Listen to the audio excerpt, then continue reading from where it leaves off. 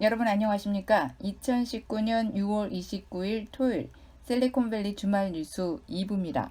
2부에는 미국 정치, 경제와 이민, 한국 및 국제 소식을 전해드립니다. 첫 소식입니다. 트럼프 대통령이 29일 1박 2일 일정으로 한국을 공식 방문해 문재인 대통령과 30일 한미 정상회담을 갖는다고 발표했습니다.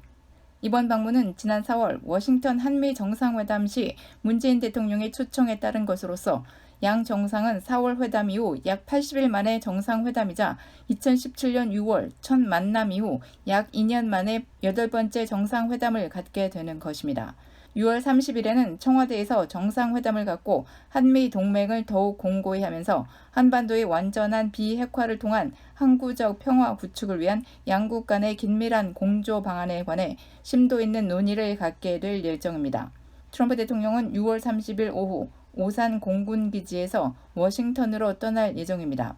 북중 정상회담 이후 오는 28일에서 29일 일본에서 열리는 주요 20개국 G20 정상회의를 마치고 곧바로 방한하는 트럼프 대통령이 한국에서 어떤 행보를 보일지 전 세계 언론이 주목하고 있습니다. 2020년 대선 전에 뛰어든 민주당 경선 후보들의 첫 토론회에서는 집중 공격을 받은 조셉 바이든 전 부통령이 수세에 몰리며 흔들리고 실수까지 범하는 바람에 최대의 패자로 꼽혔습니다. 반면 바이든 공격에 나섰던 카말라 해리스 상원 의원이 2조 첫 토론회 승자로 인정받은 데 비해 버니 샌더스 상원 의원은 새로운 내용이 없어 패자로 분류돼 희비가 엇갈렸습니다. 20명이 10명씩 나눠 첫 토론 무대에 오른 둘째 날 토론회에서 민주당 대선 경선 후보들 10명은 역시 한 목소리로 트럼프 대통령을 성토하면서 백악관 탈환에 앞장설 것임을 다짐했습니다. 그러나 둘째 날 2조 첫 토론에서는 예상대로 여론 지지율 선두를 달리고 있는 조셉 바이든 전 부통령에게 집중 공격이 가해졌습니다.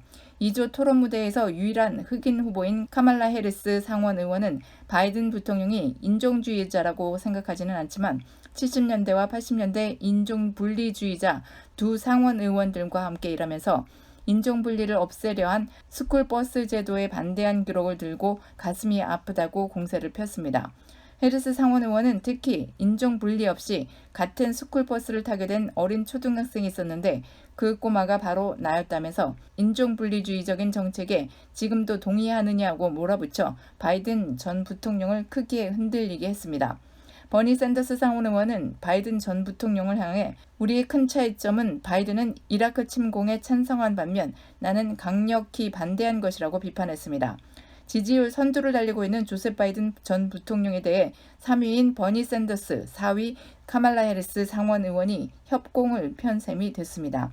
하지만 자신의 어린 시절 경험까지 되살려 인종 문제를 제기해 선두를 궁지로 몬 해리스 상원 의원이 최대 위너로 관주된 데 비해 이전 경선 무대에서의 공격거리를 재탕한 샌더스 상원 의원은 루저 중 한 사람으로 지목돼 희비가 갈렸습니다.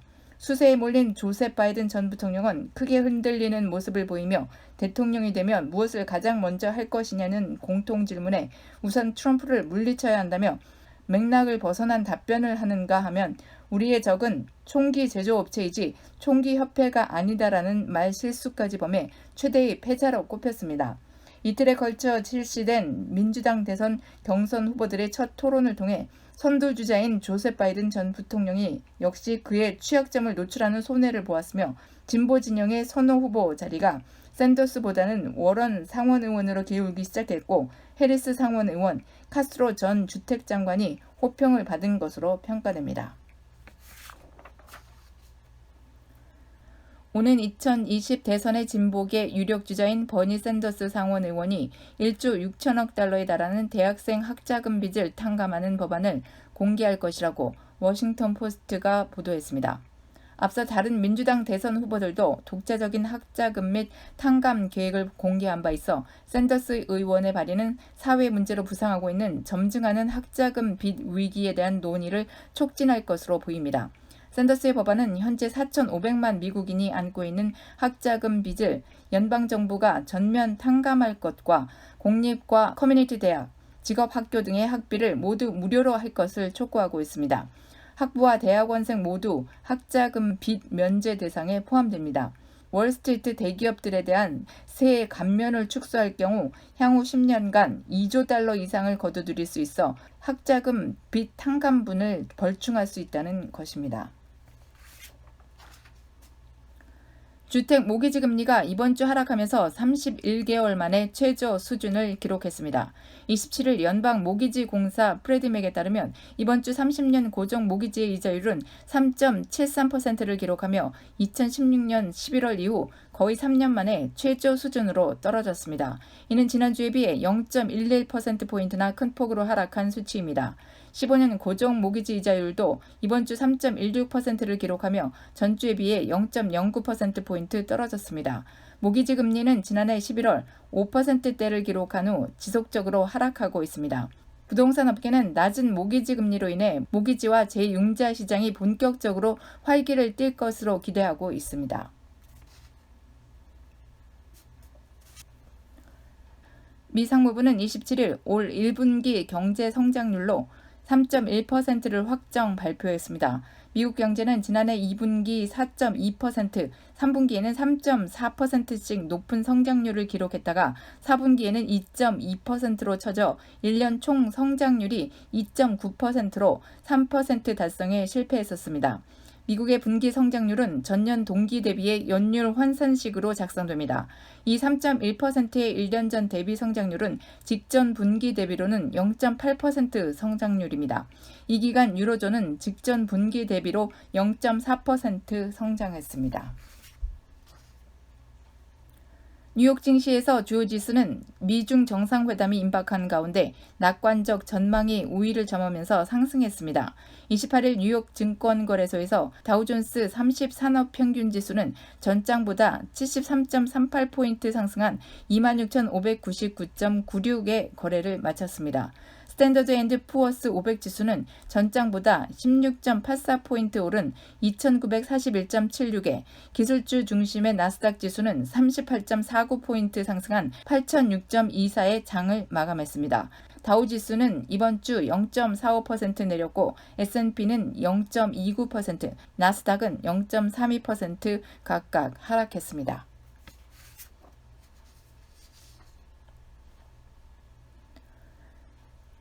이민 관련 소식입니다.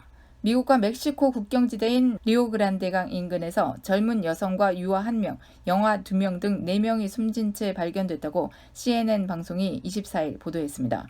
이달고 카운티 경찰은 국경 순찰대가 시신 4구를 발견했으며 외상의 흔적은 보이지 않는다고 말했습니다.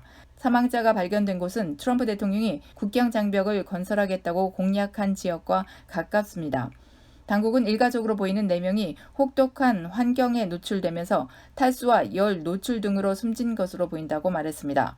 발견 지역은 라스팔로마 야생관리구역이며 연방수사국 FBI가 사망 원인을 조사 중입니다. 세관 국경보호국은 리오그란데강 협곡은 멕시코에서 미국으로 넘어오는 불법 이민자 중 40% 이상이 체포되는 지역이라고 말했습니다. 험준한 지형과 폭염 등으로 사고도 자주 일어나고 있습니다. 트럼프 대통령은 애초 지난 23일부터 개시될 예정이던 불법 이민자 체포 작전을 민주당의 요구로 2주 연기한다고 밝힌 바 있습니다.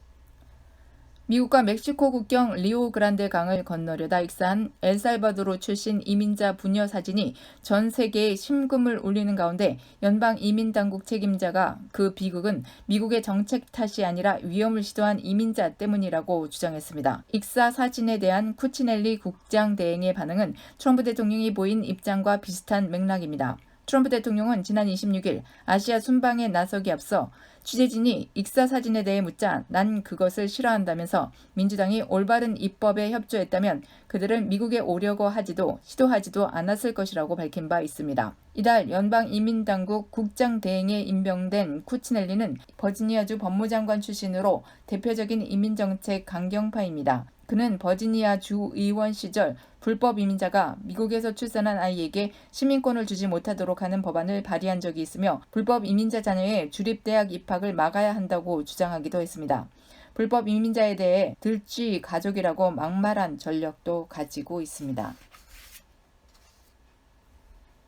이렇게 엘살바도르 부녀의 비극적인 사진이 큰 파장을 몰고 오면서 연방의회가 이민자 보호를 위한 예산 마련에 박차를 가했습니다. 연방 하원은 27일 본회의를 열어 미국 멕시코 국경에서 붙잡힌 이민자 보호를 위해 46억 달러의 긴급 구호 예산을 지원하는 법안을 찬성 305명, 반대 102명으로 가결했습니다. 상원에서 만든 법안이 하원의 문턱을 넘어섬에 따라 트럼프 대통령이 서명하면 곧바로 발효됩니다. 트럼프 대통령은 이 법안을 지지합니다.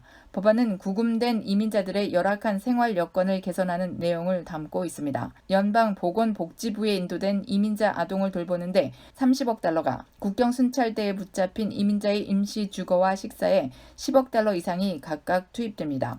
당초 낸시 펠로시 하원 의장과 진보 성향의 민주당 하원 의원들은 이민자 아동의 시설 수용 기간을 3개월 이내로 제한하고 이민 세관 단속국 아이스 예산을 감축하는 내용의 수정 입법을 추진했지만 백악관과 공화당의 반대에 밀려 이를 포기했다고 외신들은 전했습니다. 표결에서도 민주당 하원 의원 235명 중 진보 성향 의원 71명은 끝까지 반대표를 던졌습니다.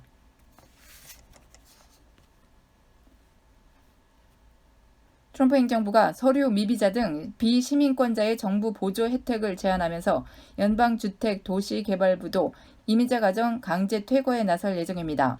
데이비드 류 LA시 의원은 LA시청에서 기자회견을 열고 연방주택도시개발부가 비시민권자 저소득층 가정 대상 주택 정부 보조 혜택을 금지하기로 한 결정을 규탄했습니다.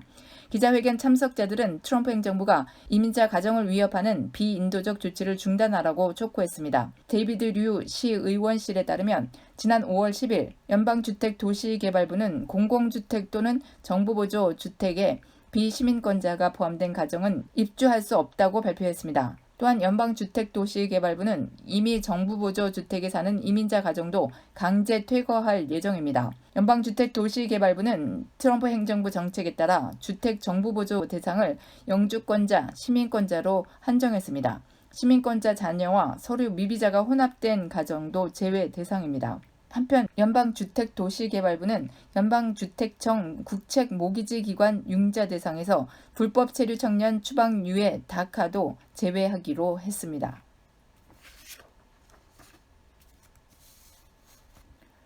한국 관련 소식입니다.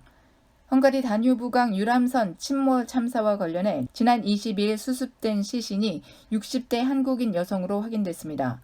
앞서 지난 22일 오후 10시 8분쯤 선박 침몰 사고 현장으로부터 약 30km 떨어진 체펠섬 지역에서 한 구의 시신이 발견됐습니다. 헝가리 당국과 신속 대응팀은 시신 부패로 지문 채취에 실패하자 DNA 감식을 진행해 왔습니다. 앞서 지난달 29일 부다페스트 다뉴브강에서 침몰한 유람선 허블레아니호에는 한국인 관광객 33명이 타고 있었습니다. 이 가운데 7명은 사고 당시 구조됐고 이날 시신 확인으로 모두 24명이 숨진 것으로 집계됐습니다. 현재 실종자는 2명입니다. 한편 다뉴브강 유람선 침몰 사고를 일으킨 크루즈선 바이킹 시기노가 24일 헝가리 부다페스트로 돌아왔습니다. 당시 헝가리 경찰은 바이킹 시기노에서 몇 시간 동안 조사를 벌인 뒤 방면했습니다. 경찰이 바이킹 시기노를 압류하지 않은 데 대해 헝가리 언론에서는 부실 수사 비판이 제기됐습니다. 당시 방면된 바이킹 시기노는 예정대로 운항을 계속해 독일 파사우로 돌아갔다가 다시 출항해 지난 10일 다뉴브강 상류인 헝가리 비셰그라드에 정박했습니다. 경찰은 비셰그라드에 정박한 바이킹 시기노에 대해 재조사를 벌였습니다. 경찰은 사고 직후 바이킹 시기노에서 무선 통신 내용 등 2TB 분량의 데이터를 확보했고 5,000장의 사진을 촬영했습니다. 치치 쇼모 부다페스트 경찰 대변인은 지난 18일 기자회견에서 비셰그라드에서의 2차 현장 조사에 대해 1차 현장 조사 때 확보한 증거가 맞는지 확인하기 위해 이루어졌다면서 2차 조사를 통해서도 바이킹 시기노를 억류해야 할 필요성을 느끼지 못했다고 강조해 경찰이 이번에 다시 조사를 벌일 가능성은 적을 것으로 관측됩니다. 현재 바이킹 시기노는 사고 당시 훼손된 선체 앞부분을 보수한 상황입니다. 바이킹 시기노의 유리 C 선장은 사고 국면 초기 구속됐다가 조사가 진행되는 동안 부다페스트에 머무는 조건으로 보석금을 내고 풀려났습니다. 국제 소식입니다.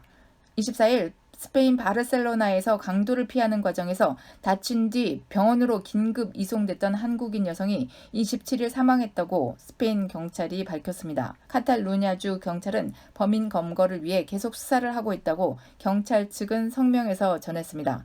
해당 여성은 정부 자문위원회 민간 부위원장으로 바르셀로나에 공무 출장 중이었다고 당시 외교부 당국자가 전했습니다. 주 바르셀로나 한국 총영사관은 사건 접수 즉시 담당 영사를 병원에 파견해 환자 상태 및 사건 경위를 파악해 국내 가족들에게 통보하는 한편 카탈루냐 주 경찰에 신속하고 철저한 수사 및 조속한 범인 검거를 요청한 바 있습니다. 카탈루냐 주 정부 측은 이번 사건 해결 및 수습을 위해 적극적으로 협조하겠다는 의사를 표명했으며 스페인 외교부 측도 주 스페인 한국 대사에게 연락해 필요한 지원을 제공하겠다고 밝혔다고 당시 외교부는 전했습니다. 캄보디아 남서부 항구 도시인 시아누쿠빌에서 22일 발생한 건물 붕괴 사고 현장에서 24일 생존자 2명과 사망자 4명이 추가로 확인됐다고 AP통신이 프레아 시아누쿠주 당국자를 인용해 보도했습니다. 이에 따라 이번 사고로 인한 사망자는 28명, 부상자는 26명으로 각각 집계됐습니다. 이날 오전까지 사고 현장에서 건물 잔해의 약 80%가 제거됐으며 추가로 생존자 또는 사망자가 나올 가능성도 있어 보입니다. 캄보디아 노동직업훈련부는 사고 당시 근로자 30명이 현장에 있었다고 설명했으나 부상자 중 1명은 55명에서 60명이 신축 중인 건물 안에 있었다고 말했습니다. 붕괴 사고는 지난 22일 오전 4시쯤 시아누쿠빌에서 신축 공사가 70에서 80%가량 진행된 건물에서 발생했습니다. 당시 이 건물 2층을 임시 숙소로 쓰는 인부들이 모두 잠든 상태여서 인명피해가 컸습니다. 당국은 또 건물주와 건설업체 대표 등 중국인 4명을 구속해 사고 원인을 조사 중입니다. 이들은 허가를 받지 않고 공사를 강행하면서 당국으로부터 2차례나 경고를 받고도 무시한 것으로 알려졌습니다. 인도 티베트 경비대는 23일 히말라야 산맥의 난다 데비 이스트 인근 이름 없는 봉우리에서 원정에 나섰다 실종된 다국적 등반객 8명 중 7구의 시신을 찾았다고 발표했습니다. 판디 대변인은 24일에는 나머지 1명의 시신을 찾기 위해 계속 수색을 할 것이라고 덧붙였다고 AFP-통신 등 외신들이 보도했습니다. 실종된 8명은 영국인 4명과 미국인 2명, 호주인 1명, 인도인 현지 연락 담당자 1명입니다. 해발 7,816m인 난다 데비 이스트는 인도 히말라야 산맥 중 2번째로 높은 봉우리로 등반객들에게는 까다로운 코스로 유명합니다. 실종된 등반객들은 허가받지 않은 경로를 통해 난다 데비 이스트 인근 정복되지 않은 봉우리를 오르려다 사고를 당한 것으로 보인다고 외신들은 전했습니다.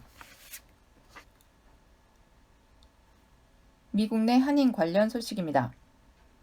국선 변호인 그룹 리걸 에이드 소사이어티에서 14년간 활동해온 그레이스 박 변호사가 25일 열린 뉴욕주 예비선거에서 2,719표 73.8%를 얻어 맨하튼 4디스트리트를 대표하는 뉴욕시 민사법원 판사로 사실상 당선이 확정됐습니다. 맨해튼 미드타운 이스트, 그래머시, 킵스베이, 머레이힐, 스타 이브슨트 타운 등을 포함하는 지역에서 출마한 공화당 후보는 없습니다. 따라서 오는 11월 5일 본 선거에서 큰 변수가 없는 한 박 변호사의 당선이 확정됩니다. 임기는 내년 1월 2일부터입니다. 박 변호사는 다트머스에서 학사, 하버드 컬럼비아에서 석사, 유펜 로스쿨에서 법학 박사 학위를 받았습니다. 현재 맨해튼 미드타운 웨스트에 거주하는 그는 남편 조셉 홍 씨와 함께 슬아의 아들 조셉 로버트가 있습니다. 이상으로 2019년 6월 29일 토요일 실리콘밸리 주말 뉴스 2부, 미국 정치 경제 소식, 이민 관련 소식과 국제 뉴스 등을 전해드렸습니다. 애청해주신 여러분 감사합니다. 여러분이 힘입니다.